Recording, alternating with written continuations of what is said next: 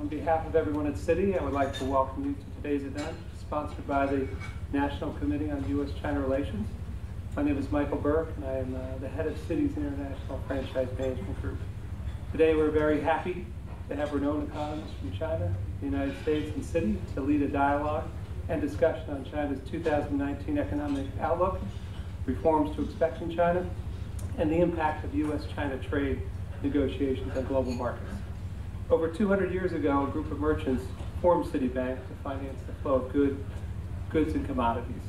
Now, with a global network of over 100 countries, deep roots in trade finance, and in-depth local expertise in each of our markets, we are in a unique position to advise our clients as they think through the evolution of global trade processes and the optimization of their operations and supply chains. Citi started its operations in China in Shanghai in 1902. China, since then, has become one of Citi's most strategically important markets. We support companies doing business in China and Chinese companies' overseas expansion. And despite being in China for nearly 120 years, we feel that we are still just getting started. Citi has been a corporate member of the National Committee on U.S.-China Relations since 2003.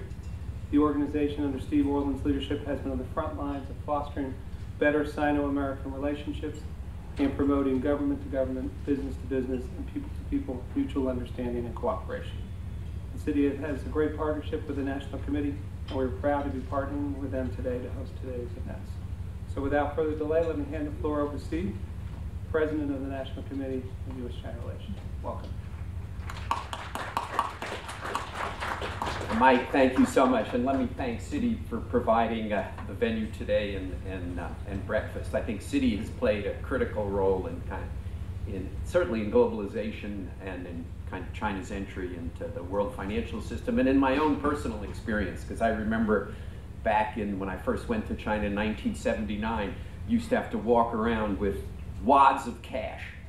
You needed wads of cash, and you would change it at the Bank of China. And then one day, in the mid-'80s, I was in Shanghai at the Peace Hotel, and I went downstairs, and lo and behold, there was an ATM, a Citi ATM, and I put my Citibank card, and I had cash, so I no longer had to carry around this enormous amount of cash.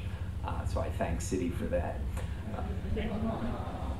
This is our 10th annual economic forecast for China that we've done with Peking University School of National Development, and every year I say it couldn't be more timely. And this year I think I have to compliment staff for months and months ago selecting the date that the U.S. trade negotiating team would return from China, having had these negotiations. So I compliment staff for making the timing absolutely perfect. We have incredible insight. Of course, I'm kidding. None of this would be possible if we didn't have, obviously, the support of Citi, the support of Abbott, MasterCard, X-Coal, Chubb, and Van Eck Global. Because in today's environment, there's lots of heat generated about U.S.-China relations, but actually, it's fair to say, very little light. And what today's program is about, and what the National Committee is about, is bringing facts and rational discussion to the table, and having this group of economists come from Beijing, and having a few Americans who are really expert in China's economy speaking, will allow us to shed light on what is going on, not only in China's economy, but in the U.S.-China economic relationship. I want to thank Xiao and our friends from Beijing for coming and for doing this now for the 10th year. It's really terrific that you do it. We know it is not so easy in the middle of winter to get on a plane and come to New York, and we appreciate your doing it, and we know you do it in the belief that facts will lead to a better U.S.-China relationship. So let me welcome Xiao to say a few words, and then we'll get on to the substance. But thank you all for coming.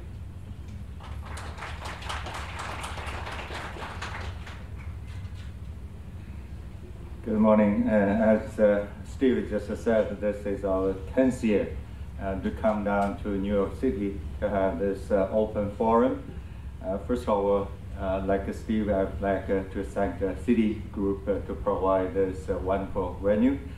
Just to talk with Mike briefly, I have a city card for almost 30 years now. So and he said I make a little bit of contribution to this event through that.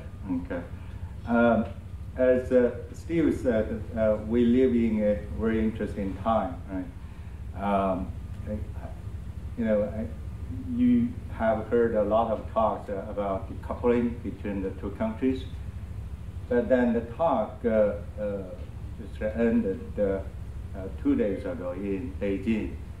Showed us the two countries are still coming together, although the talk has not created concrete results, but that's a very encouraging sign, and the two countries are still coming together. And today, the first session is going to be on U.S.-China trade relations. And we're going to hear opinions from both sides. And then the other topic today's event is forecast the Chinese economy this year and beyond. The Chinese economy is in a downturn, but is it because the fundamentals of the Chinese economy have incurred some problems, or something else? And we are going to hear from our Chinese and American economists and hear their opinions on this very important issue. I think we have been here for 10 years, but this year I think quite different, at least to me, when you turn on the television. You watch CNBC, all the news, major news channels, and just to see China is always on headline. Right? It shows that the Chinese economy is having a big impact, not just in China, but also in the United States. Okay. The National School of Development and also CCER is part of Peking University. Our primary task, of course, is teaching and research. We actually teach a lot.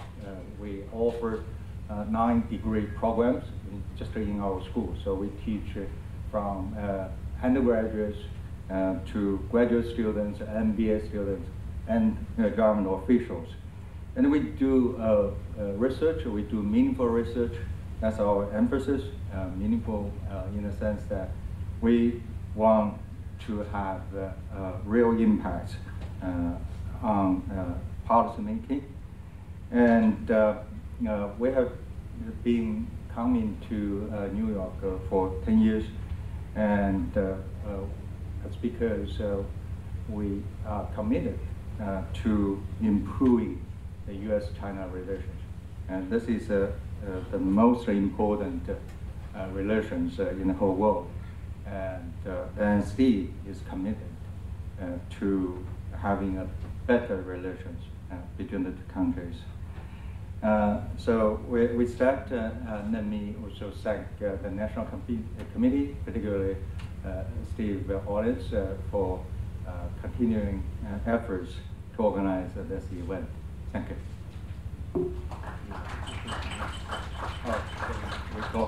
Go right. Okay, so let's go right into the first session. We're going to have a keynote speech by Dr. Xiao. Dr. Xiao served as the chairman of the China Merchant Group for many years, and in his term, he lifted the company to a high level. And after he retired from the chairman of the Merchant Group, he has become a popular lecturer, intellectual in China. He's a great supporter for continuous reform in China. And over the last 10 years, he has been the chairman of the Chinese delegation for the Track 2 Economic Dialogue. And today, he's going to talk about U.S.-China relations, and he's going to provide his perspective on a new paradigm of the U.S.-China economic relations.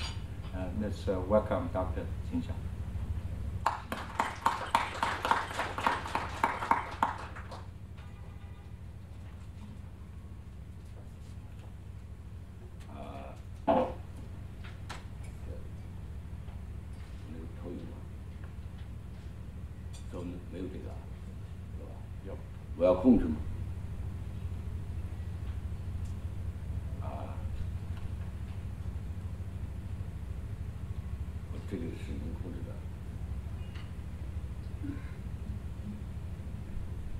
Anyone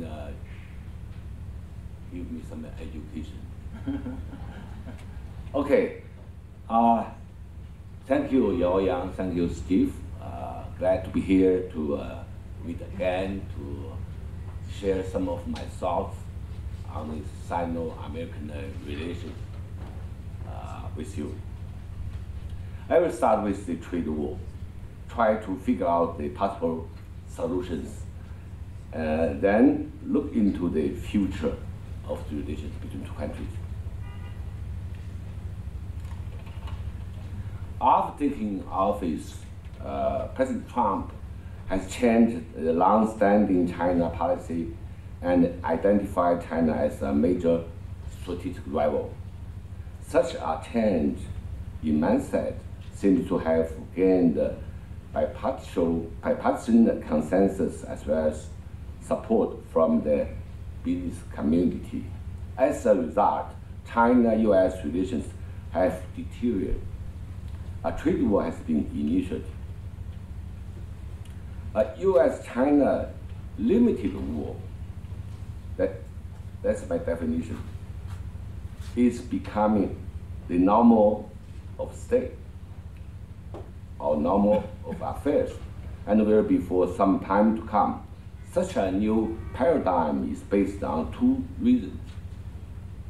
First, at the level of economic interests, large trade imbalance as a structural problem will not be solved soon.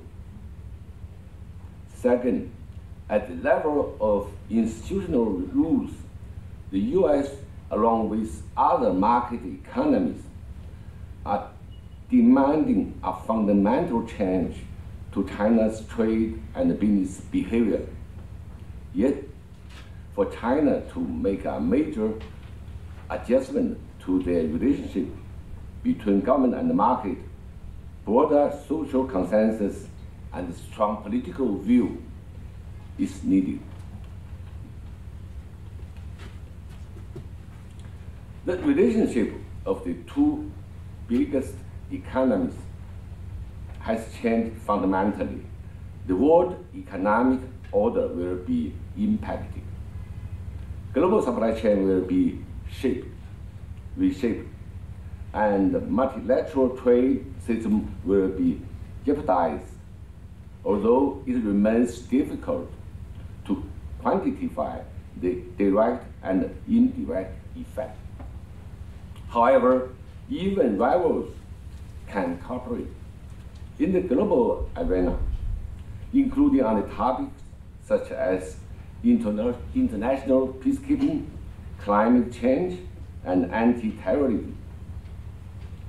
It is unlikely to devolve into what others have called a new Cold War. Instead, Sino-US relations going forward will be defined by both cooperation and conflict. The first area of conflict is trade-related commercial interests. US claims a huge trade deficit with China, but the gap between the two sides' statistics of China's trade surplus has been as large as $100 billion in recent years. An area of debate includes Chinese deficit in the service trade is not included in American calculation. Chinese surplus are aggregate of global supply chain in which the proportion of China's value added is minimum. Surplus also include export to US by American companies operating in China. And the US restrict export for high-tech products to China. We all agree that if trade deficit persists in huge amount, they will negatively affect country's economy, and thus it is reasonable and necessary for the two governments to intervene with appropriate measures, including the use of voluntary export restriction or quotas. I think that the two sides should first determine a reasonable target for rebalancing, then identify types of Chinese export which the US has a significant deficit and for which they have the ability to substitute for. Further taking measures to expand the variety of imports from US. On this basis, a 3 to 5 years plan or schedule and roadmap can be worked out with the goal of finding a new state of equilibrium. Another area of contention is China's market openness. The US has opposed China's current developing country identity in WTO. Thought is that China has taken advantage of the US to counter this.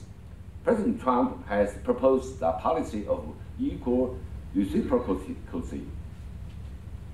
toward China. China's level of development is different now from when it joined WTO. As such, the level of market access should be expanded. Gradual opening up the outside world is necessary for China's own economic development and has been pursued as a set of policy. What is left is for two sides to agree on the level and the speed of opening.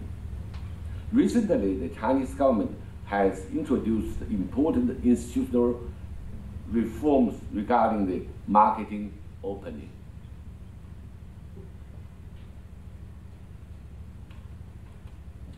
In addition to issues of trade imbalance and market access as its core, the conflict between the two countries is rooted in their institutional system collision.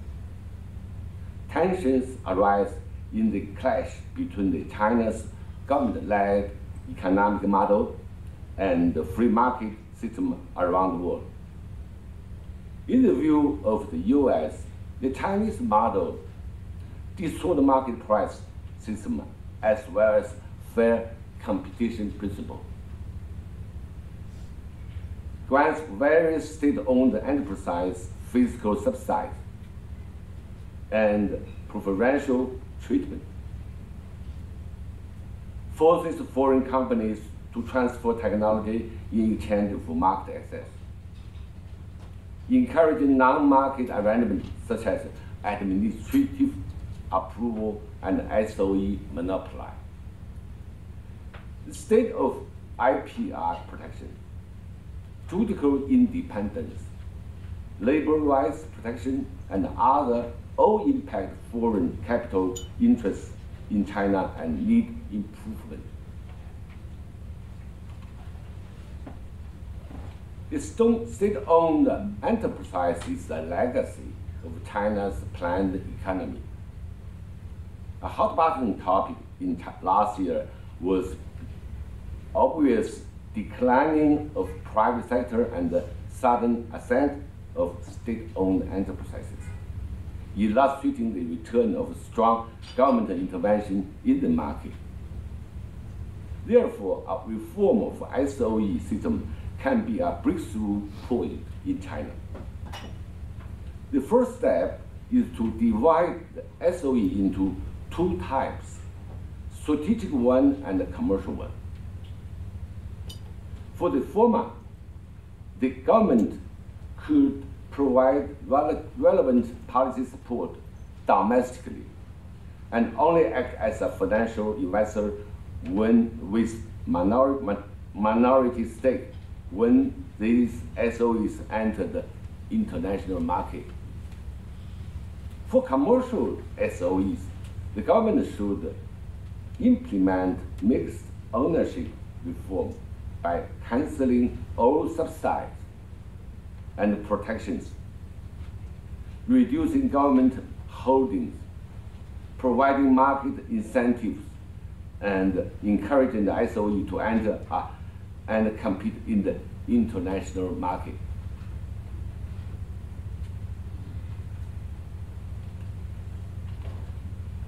All countries started transition from a planned economy to a market one in the early of 1980s.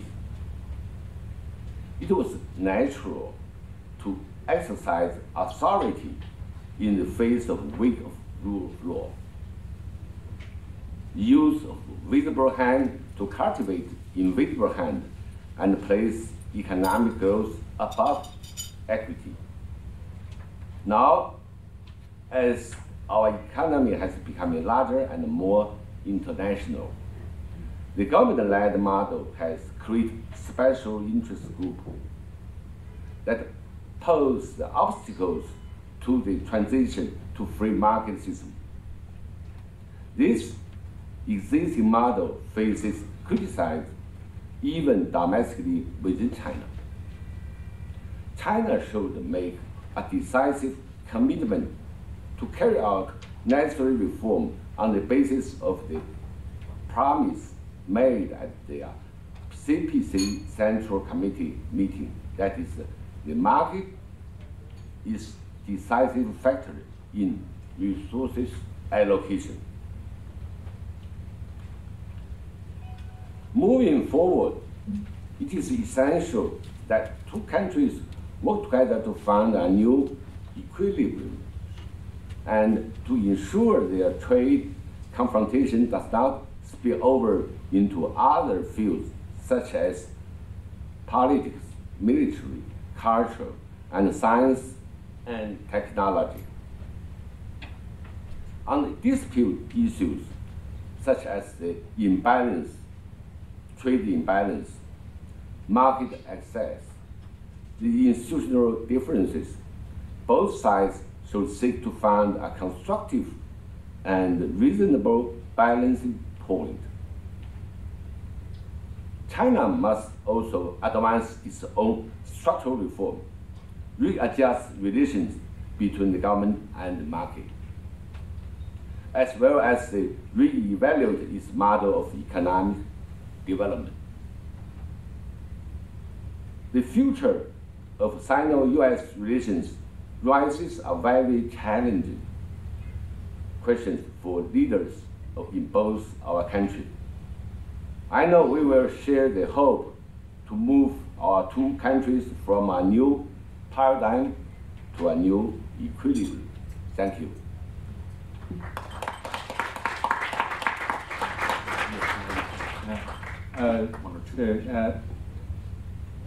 Thank you, Dr. Qin. We have a little bit of time, so we can take some questions from the floor.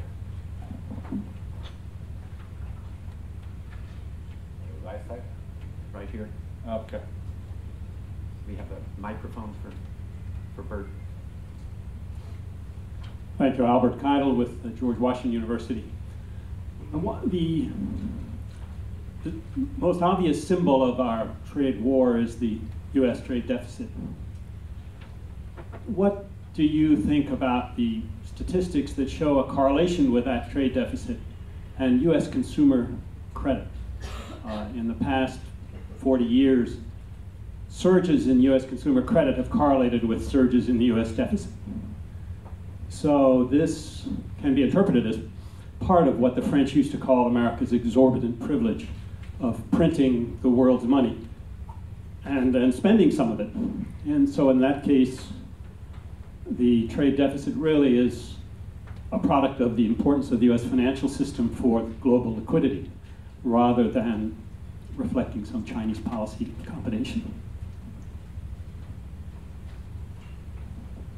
So it's a comment, it's not a question. Okay, let me give you a comment for your comments. Fundamentally speaking, it's because of the structure of differences between two countries. China have a high rate of reservings. America is a high rate of expand. I mean, the consuming. So actually, the story is America borrowed Chinese reserve to balance its economy. That's the one thing. That's makes the problem because of the structural issues. But on the other side, a country it still needs some international payment balance. It still needs to have full employment. So if the surplus or deficit exists for a long time, that's also a problem. So what we can do is to balance these two issues.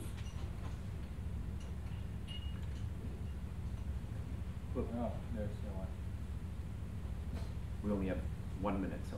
Yeah, just quickly. One of the great potentials between to work U.S. and China is the Belt and Road Initiative. I think in terms of a new paradigm, this would, these two great countries, these two great economic powers, working together for the infrastructure and progress of the world. What do you think of that? As the initiative from China, it seems to be makes U.S. Not very comfortable, because the U.S. is number one. It's got number two to initiate something. I think in general it's a good thing for the global economic development and global peace. It may take time for U.S. to really understand that, to join hand with China to push that forward. Okay, we just run out of time, so join me to thank Dr. Xiao again.